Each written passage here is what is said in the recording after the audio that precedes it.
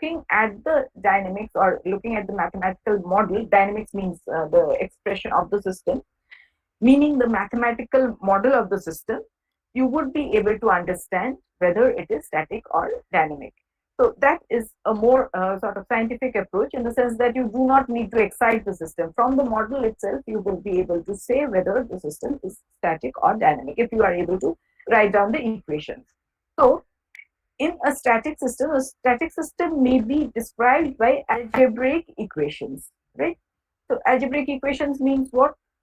Algebraic equations would mean that, say, for example, you have a resistor, a resistive component, right? And you are applying a voltage across it, right?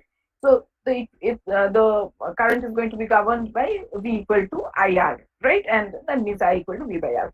So that would mean that if I vary the voltage, the current is going to vary. If I apply a constant voltage, the current is instantaneously going to achieve the constant value that it should, right? So, and that is the first point. The second thing is that this equation is an algebraic equation. There is no, no derivative within that equation. So basically, this is an algebraic equation. And as a result of that, this system would be classified as a static system. So it may so happen that you have two resistors or three resistors, say R1, R2, R3, but the equation would still remain an algebraic equation, in which case the system consisting of those three resistors would still be a static system, right? On the other hand, if you have an electrical system where there is, apart from a resistance, there is also an inductance, then the equation governing the system is written like this. That is, it has to be written in this form, that is Vt equal to ITR plus L dit dt. So within the bracket you can see V is a function of time, I is also a function of time, which means that the variables, means if I consider Vt as the input, right, the output is also a function of time. So the current will have a transient form, and then transient phase, and then it may go to the steady state, or it may be oscillatory, whatever. So by and large, we can say that the response is not going to attain the steady state instantaneously. Also, the equation governing the system is not an algebraic equation, rather it is a differential equation. So such a system consisting of a resistance and an inductance will be termed as a dynamic system, right? So over here, another term has been used, that is, the equations may be differential, which differential equations I mean, consisting of derivatives like this, first or second derivatives, or for that matter, any number of derivatives. And also, if the equation, or rather, if the system is a discrete system, in that case, instead of differential equation, something else is used, that is, difference equations are used. In that case as well, the system would classify as a discrete domain but dynamic system, even if difference equations are required. So only if the system, you can say, I will not use it in dynamics, the system description can be done by using an algebraic equation or a set of algebraic equations. In that case, the system will be classified as a static system. On the other hand, uh, an equation, or rather if the system can be described or has to be described by using difference equations or differential equations, depending on whether it's continuous or discrete. In such a case, the system would be termed as a dynamic system. Now, can anybody of you give me another example? I've given you an example of a static system where you have a pure resistor, and a dynamic system where basically an inductance and a resistive component are present, right? So now I just would request you to think about one more example of a static system. Can anybody tell me another example of a static system?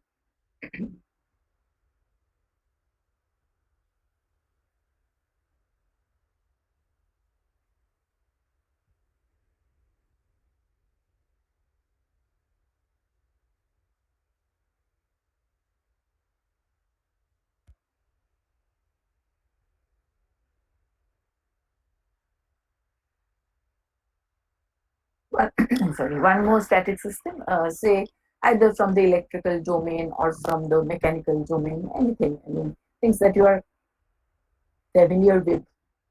Try to think of examples of static system.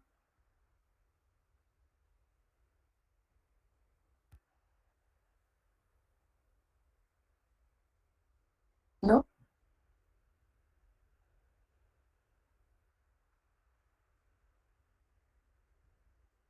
Okay. Sorry, I'll just have that water. In the meantime, just think about examples if you want.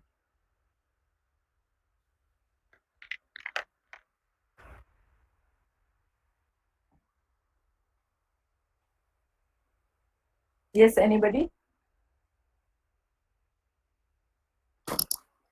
Okay, if you think of, say, for example, a very simple thing that we are all very familiar with, that is an operational amplifier, right? What is the equation governing, that operational amplifier? If it is acting as a pure amplifier, it has a gain K, right? So the output voltage is equal to K into the input voltage, right? And I mean, if you change the input voltage, the output voltage will change.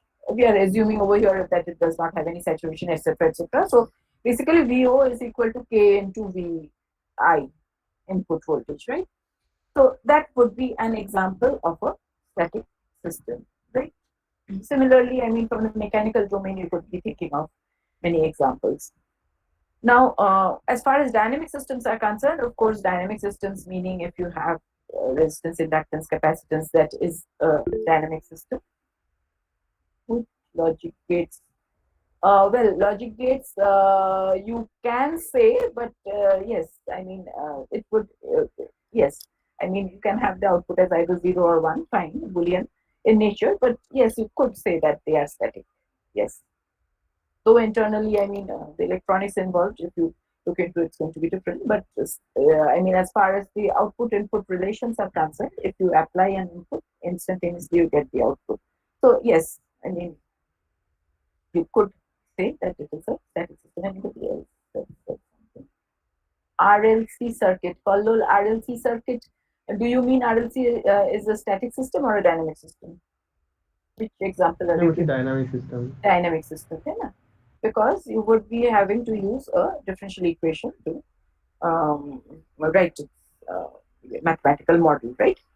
Similarly, say for example, in the mechanical domain, you are very familiar with systems which have mass, spring, dashboards, or combinations thereof. All those would be dynamic systems because they involve the differential equations, right? So anyway, all systems can either be classified as static or dynamic depending on the equations governing them, or as we said, that look at the output and see whether it is instantaneously arriving at the steady state value. Now, that is one categorization, classification of control system. Another classification, broad classification of control systems would be either into linear systems or nonlinear systems. So all control systems can be classified either as linear systems or as nonlinear systems. Now, as far as linear systems are concerned, linear systems would obey the principles of superposition and homogeneity, whereas nonlinear systems do not obey the principles of superposition and homogeneity. Now, since you are supposed to be already familiar with these terms, I'll ask you, what is superposition? Can anybody tell me?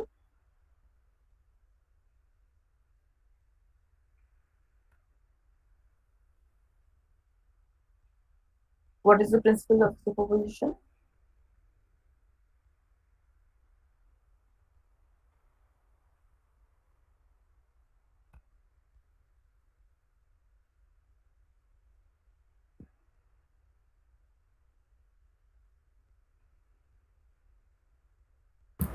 Ma'am, if x1 gives an output y1 and x2 gives an output y2, then the input x1 plus x2 gives an output y1 plus y2. Right. Yes, you are correct. And also in the chat box, I find that is also correct, right?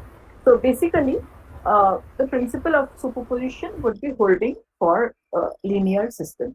Similarly, the principle of homogeneity. What is homogeneity again?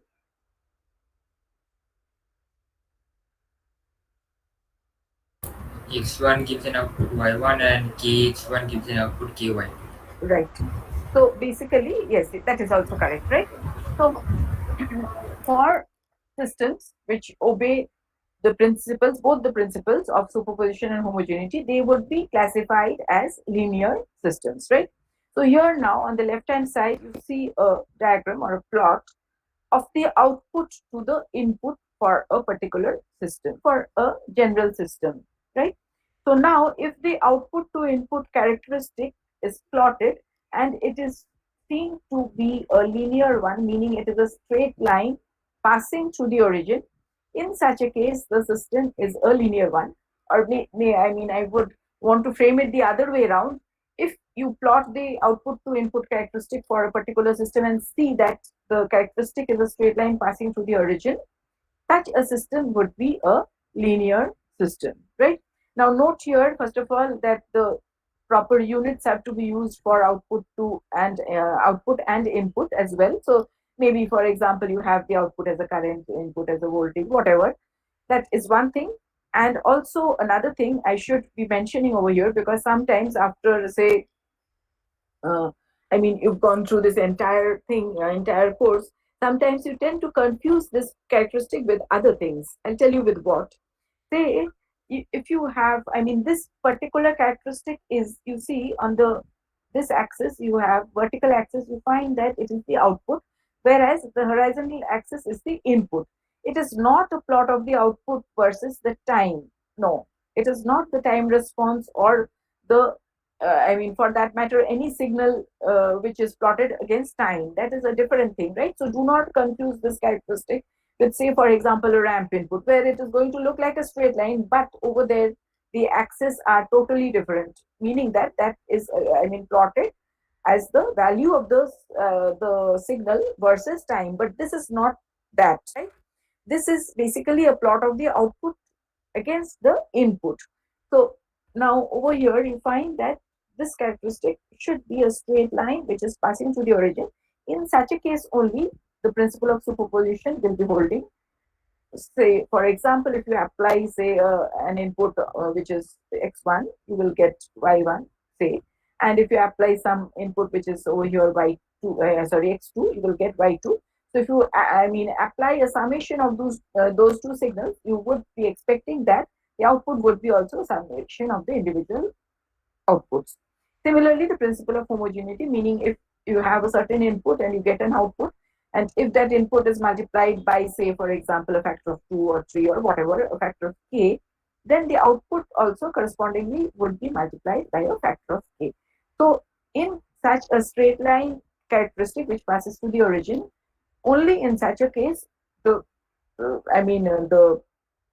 obeying of those two principles is possible, right? On the other hand, now, as far as a nonlinear system is concerned, if you plot the output to input characteristic, you will see that the characteristic is not a straight line passing through the origin. It may have several forms or any form, but I mean, apart from being a straight line like this one, which passes through the origin, right?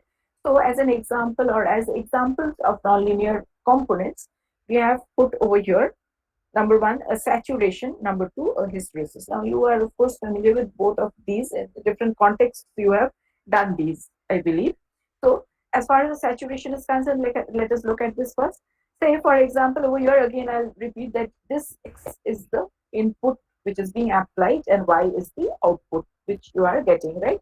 And here you find that the characteristic is a straight line passing through the origin till a certain input is exceeded. So, till the value of input equal to x0 or lesser than x0, you will see that the output is going to follow a linear characteristic, a straight line characteristic. Similarly, the negative part.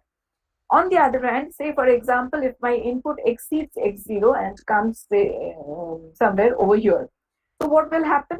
Say for example, I start off with the value of input equal to x0, I get a particular value of output, say, let us say that that is y0, fine.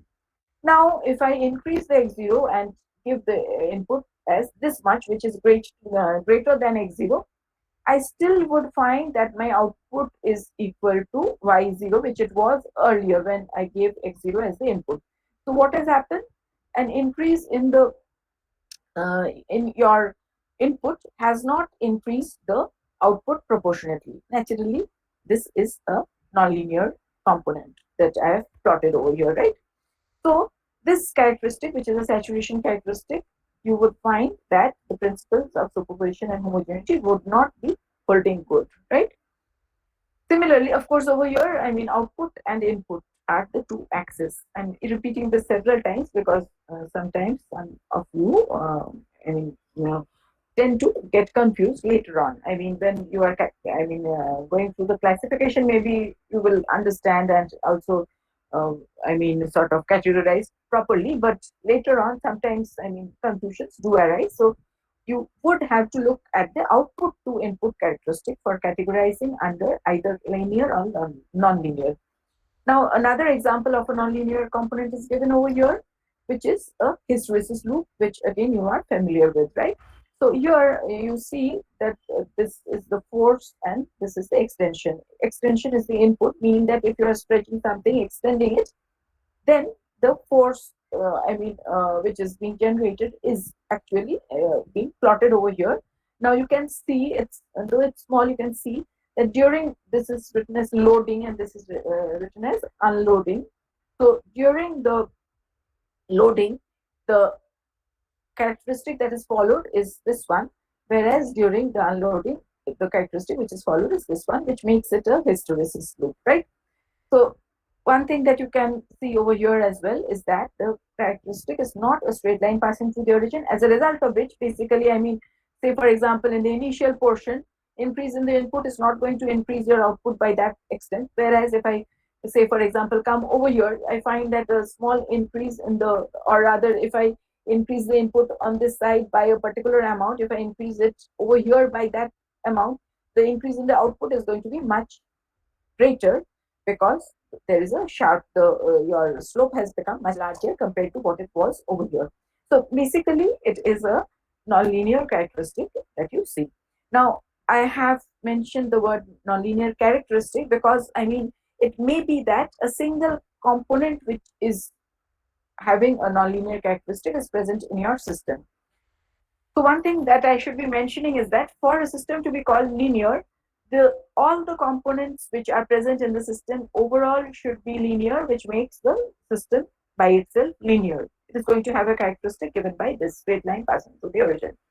On the other hand, even if in a linear system you have one component which, say for example, you have an amplifier which saturates, so that makes the overall system, which was otherwise linear, it makes the overall system nonlinear. So for a system to be called, I mean, nonlinear, it is just sufficient that at least one nonlinearity is present in the system, meaning one component is nonlinear, it's going to make the overall system nonlinear, right?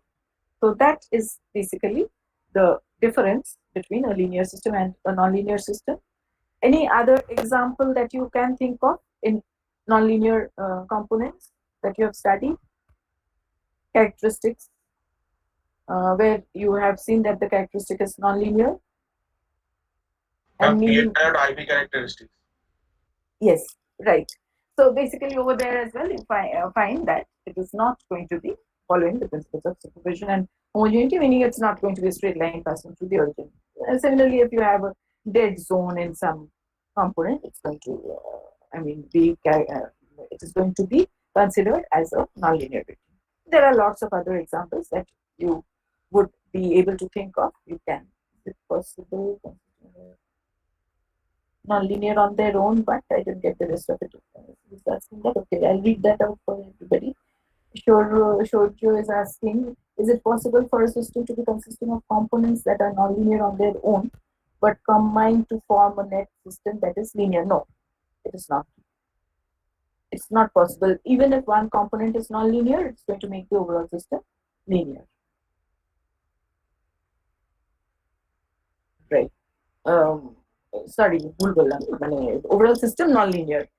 I'll reframe, I'll repeat that.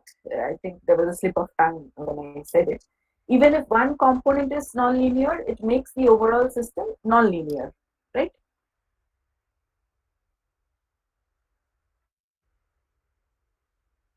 Now, going to the next classification. Okay, no, before that we have very sort of trivial question is written over here. So on the left hand side, you find a characteristic which is a straight line, but it is not passing through the origin. So is this a linear characteristic or a non-linear characteristic, the one on the left hand side? Non-linear.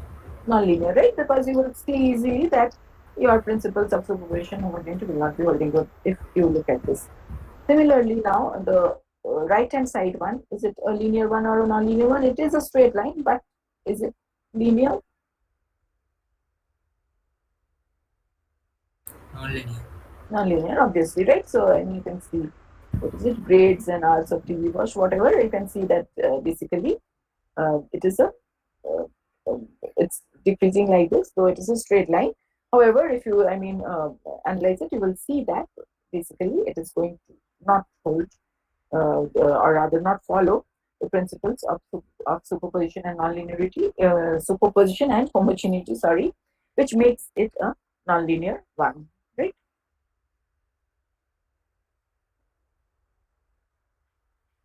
Next, we come to the next categorization or classification of control systems, which makes control systems, um, divides control systems into two other categories, which is either a continuous system or a discrete system, right? So I will go to these. Okay, let me see whether now. ठीक है. So I will first of all tell you what a continuous system is, right? So as far as a continuous system is concerned, you can see this plot on the left hand side with the one with the green background. This one is representative of a continuous system, the output of a continuous system. Remember that over here you have the time on this side, not the output to input characteristic, mind you. Okay, so this is the time response that I'm showing you over here. So the time response happens to be like this. Now in this response, you see that there is continuity in the time domain. That is, you can see that, say, for example, I can try to see what is happening at a time t equal to 2, and then 2.0001, 2.0002, etc., etc. It is continuous. So for each instant of time, however, wherever it is, I will be getting a corresponding output, right? On the other hand, also, there is continuity in the output domain. So output domain means what? On the output side, you find that the values are actually, you can see that they are, there is continuity that is maintained. So basically, say for example, if I have an output value over here, a small change that is also represented in the response over here.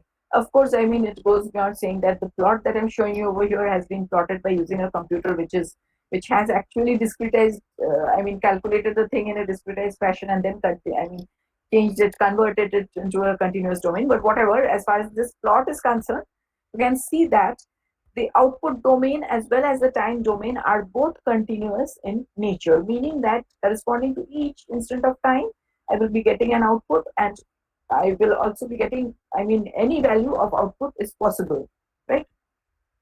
On the other hand, the other category, which is opposite of continuous systems, is a discrete system.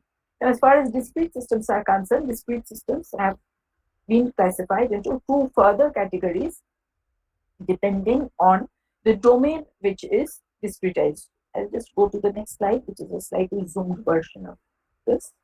Okay, so I'll just do something. Usually I use the board for this, but that is not possible over here.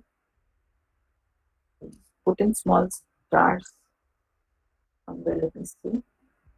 Hope you can see this. Uh, just a moment. I want to show you discrete values, but over here, the drawing is a bit different.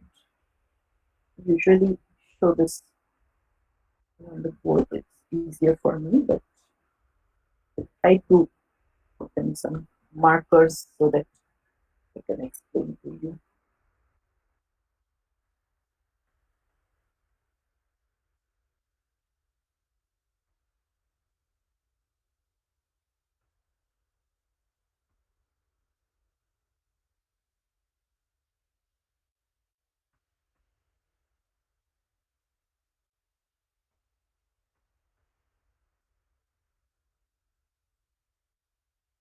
Okay, I think that is enough as far as explanation is concerned. Now, you find that on the left hand side, I'll just save that so that I can reuse it if I wish for next batches. Okay, so basically on the left hand side now, you find that, I hope it is visible, let's get saved just a moment.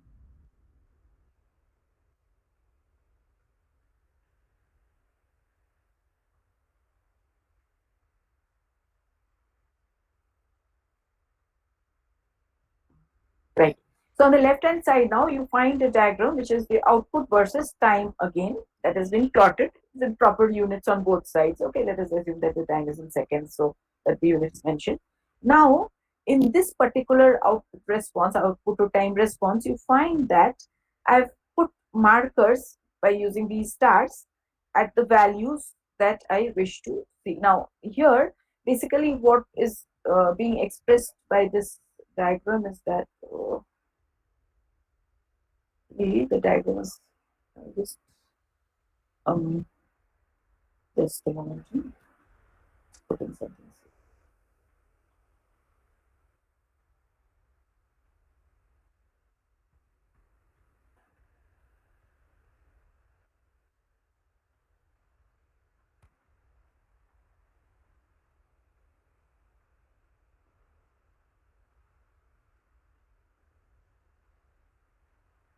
Okay, I think that should be sufficient.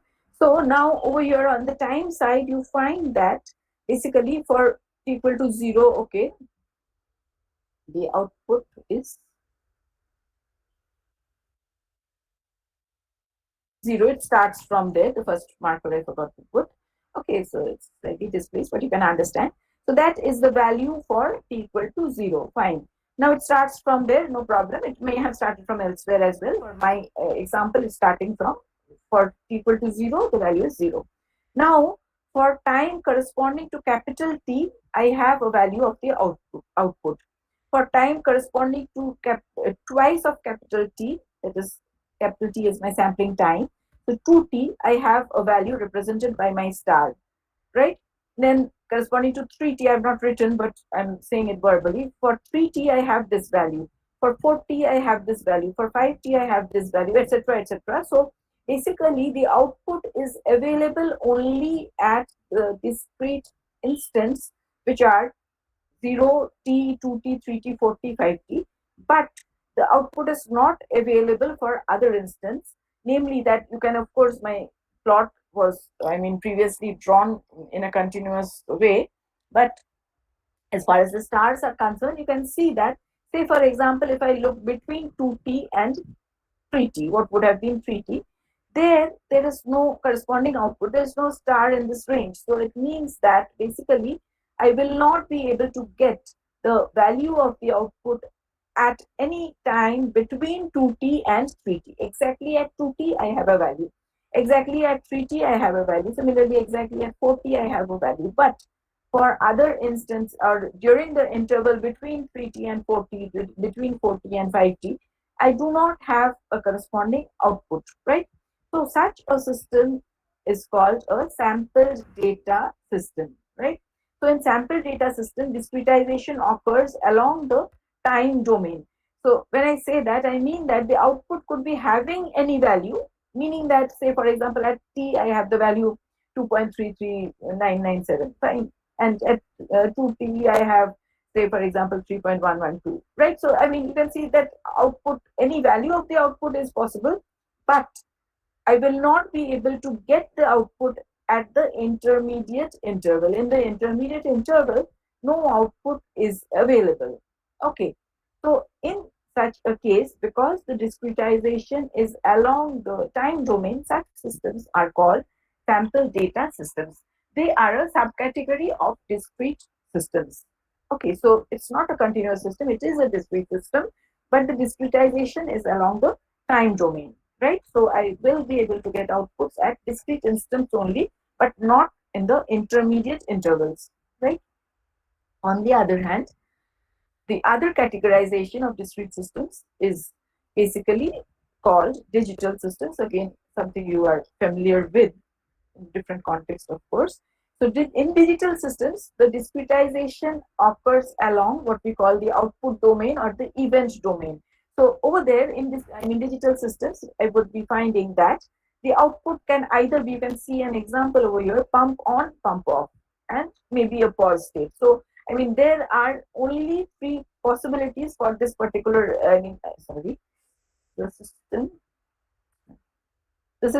which is given as an example over here, namely the system, in the system there may be one state which is pump on, that is one output, one possible output. Another, I mean, output may be the pump off, right?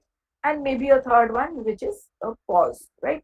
So there cannot be any other intermediate output apart from whatever has been mentioned over here, right? So only three possible states are possible as the output. So there is discretization along the output domain or what we call the event domain. So such systems are called digital systems, right? So basically they also fall under the category of discrete systems and are not continuous systems. So to summarize, I'll go to the previous slide. In a continuous system, the continuity exists both along the time domain as well as the output domain. In discrete systems, discontinuity may exist either along the time domain, in which case it is going to be called a sample data system, or along the output domain or event domain, in which case it is going to be called a digital system, right? So that is as far as the classification into either a continuous system or a discrete system is concerned. Next, we go to the next classification of control systems, which is either a time invariant system or a time varying system, right? So, in time invariant systems, the parameters of the system remain constant over time. Now, I'll just, I mean, show you this. I hope you can see the pointer. There's an example which is given over here, which is Vt equal to ITR plus L dit dt. So this is an example of which type of system, meaning which category does this belong to. So on the other hand, I'll ask that question in a moment. As far as time varying systems are concerned, in time varying systems, the parameters of the system vary with time. So now coming to the example over here, that is V equal to IR plus L di dt. Of course, I and V are functions of time. So now in this, I mean, system, is it a time invariant system or a time varying system? Can anybody tell me that? This particular one that I'm showing.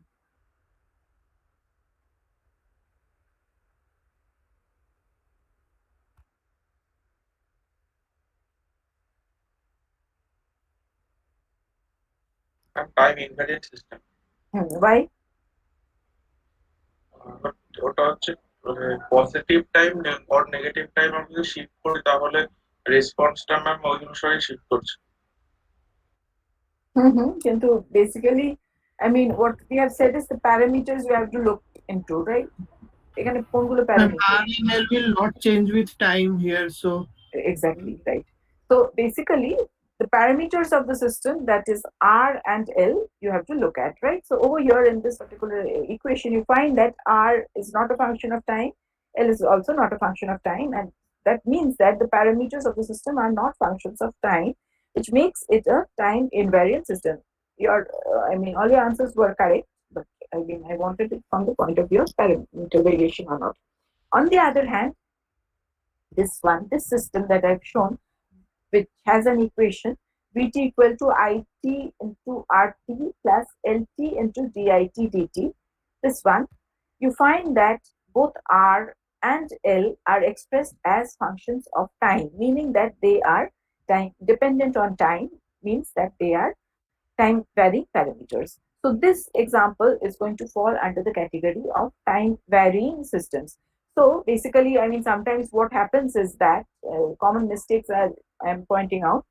You look at this example and see that, oh, I and V are basically functions of time, so it's time varying. I mean, I and V are varying the time. No, because parameters I and V are not the parameters of the system. They are signals which are applied to the system and the output signal, right?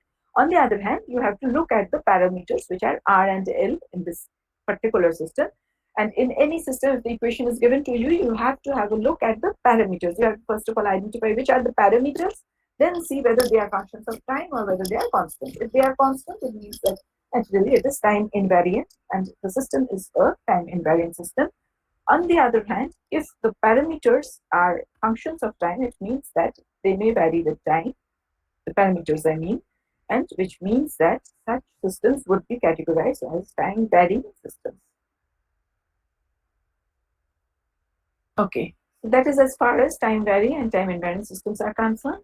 Next, coming to the last categorization that I have over here, classification, which is lumped parameter or distributed parameter control systems. So, in lumped parameter control systems, the parameters are lumped. On the other hand, in distributed parameter control systems, the parameters are distributed in space. So, basically, in the distributed parameter system, parameters are distributed in space and they vary with space and may vary with time as well, right? So you are familiar with, I mean, such a system. You have done it in power systems, I'm sure, in your second years. Such, I mean, these are power distribution lines. Something similar to such, I mean, such forms you would have seen over there. So here you find that, okay, let me show the left-hand diagram first. Left-hand diagram, you find that the resistor is over here only, and this is the source of voltage, and you can see the connectors over here, right? So the resistance has been lumped together. All whatever, I mean, resistance, of course, you know that all the wires which are present by themselves will be having resistance and all that. But nevertheless, if the system is, I mean, not sort of distributed in space, we can lump together the value of the resistance and say that, okay, everything together has this value of resistance equal to some R or something. So such systems would be called lumped parameter systems. On the other hand, distribution lines, for example, which are, I mean, distributed over space. So say they are sort of spaced over, or rather stretching over hundreds of kilometers. So naturally over there, it is not possible to lump together the resistances and inductances and capacitances. So in those cases, you have already learned that it is still possible to express such systems. The model can be expressed, but in this form, that is, you express the line itself, distribution line itself, by using several or rather a series of such electrical components depending on whatever you have. So here you see that in inductances are shown over here in these two parallel paths, where and here you have the capacitors with the resistance across, then the resistance and inductance along these lines, that is the parallel path, then again the parallel capacitance and so on. So basically, I mean, the first one is a bit different, but apart from that, say starting from this point onwards, the same thing is going to be replicated over and over again. So, I mean, you will find the section with series resistance and inductance and the parallel capacitance and the resistance. This is, of course, one example. So, that is going to be, I mean, sort of replicated infinite number of times in order to represent the overall system, that is the distribution line. So such systems are termed as distributed parameter systems because it's not possible to actually lump together the components and just analyze such systems in that fashion, in the sense that the analysis is not going to be correct if you do it that way. On the other hand, other systems, most of our systems, I mean, apart from those power distribution lines or some such similar systems, maybe a few of them, a handful of them, I should say. Apart from those, all the systems that we look into are called lumped parameter systems because there we are able to lump together the parameters and then analyze the systems, right? So that is the last classification that I wanted to mention, that is with respect to categorization of control systems. So of course, I mean, in this whole series, you may think of different examples and try to classify them into each of these categories separately. Meaning that, say, for example, okay, I have a pure resistor only and a DC power source. So this is my system that I'm considering. Is it a lumped parameter or a distributed parameter? The answer, of course, we have said is a lumped parameter network. The same thing now I can just categorize into either static or dynamic, right? isn't it? So, I mean, is it a static system or a dynamic system? This left-hand side one.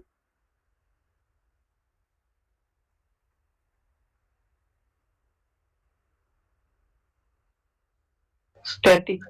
It's a static system because it has a pure resistor and your equation will be only be equal to IR, right? So it's an algebraic equation, right?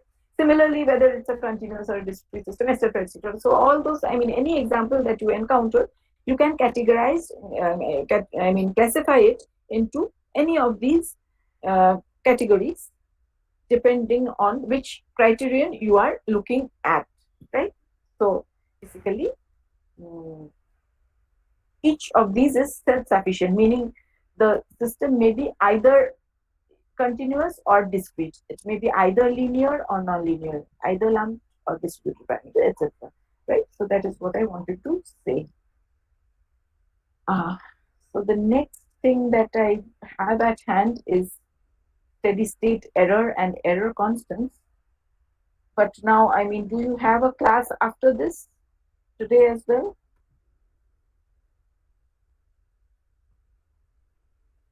Do you have the class today, or should I start with this a bit? Yes, you have the class. Okay, so I think I'll just, do something which is. Okay, I'll just start with it, and maybe we will. I'll take the attendance in a very hurried fashion. So I'll just give the introduction to what we are about to do next. So next, that was the end of the module on introduction, right? So next we are going to go into the next module, which is steady state errors and error constants. So as far as this is concerned, of course, first of all, we will go to a definition of what exactly steady state error may or may not mean, and then see what the error constants are, right? So just to start, okay, so before I start off with that, I just want to say something, which is that I have already sent you the at least two-thirds of the notes, which was sent in PDF form, and 2 slides to a page. Have you received that? Yes, ma'am. Right. Another thing that I have sent is a collection of books in PDF form, and I had also mentioned in the mail that um, it was shared on the drive, and you should log into your common mail ID. Each one should log into the common mail ID and download the book from there if you want it, right? So there have been, I don't know whether from your section or from the other section, I have not had the time to do that much of investigation. But nevertheless, some students, very few of them, have still sent me requests to share the book. I will not, give individual permissions for sharing the book.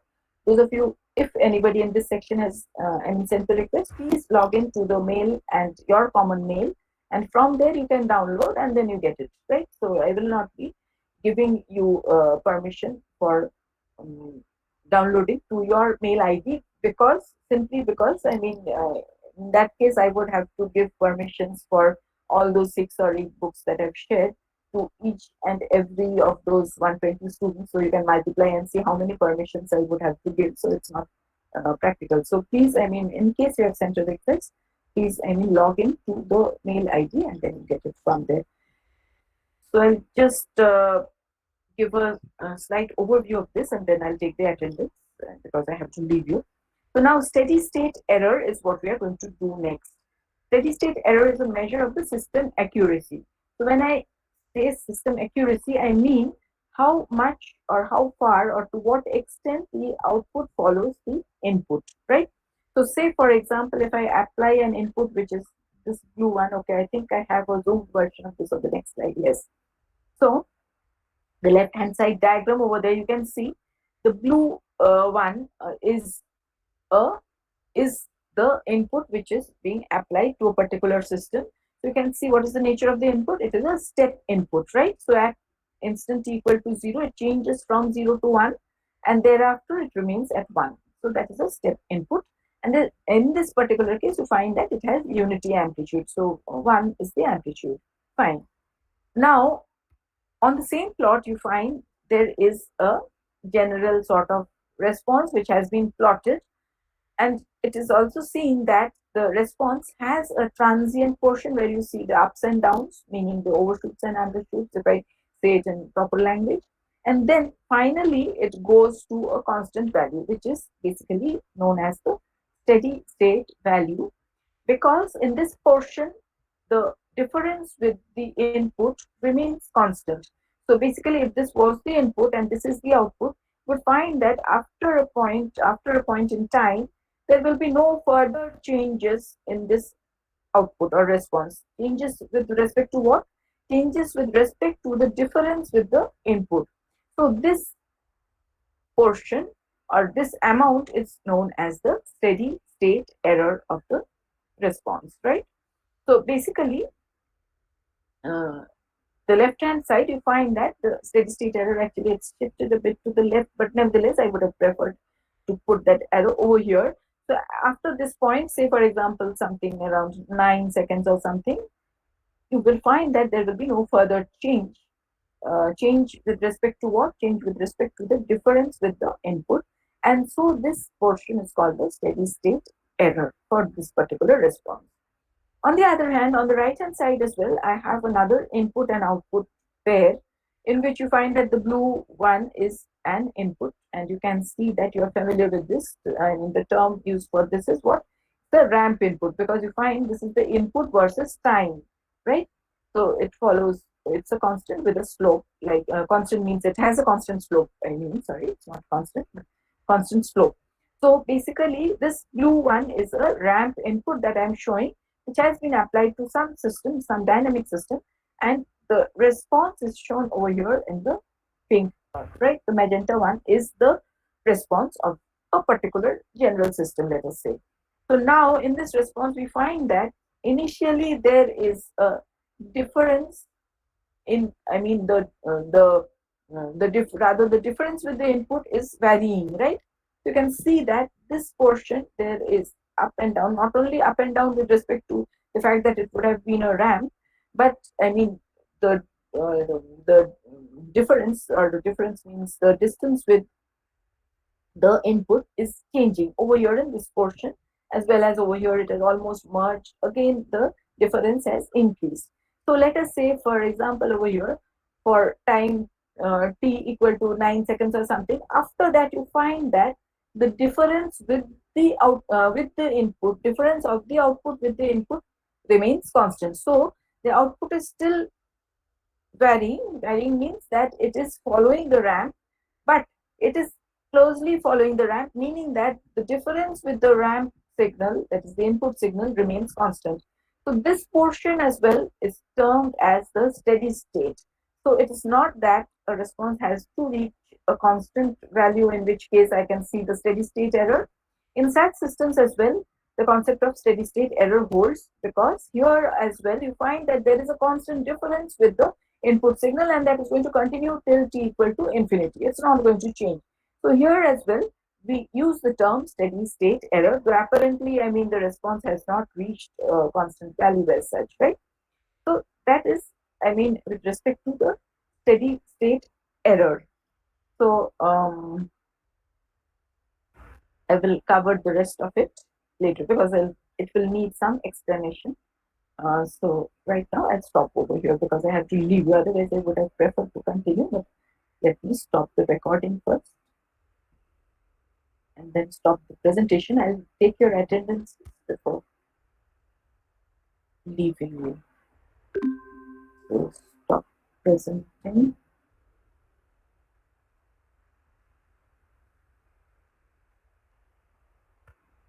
Just wait and give your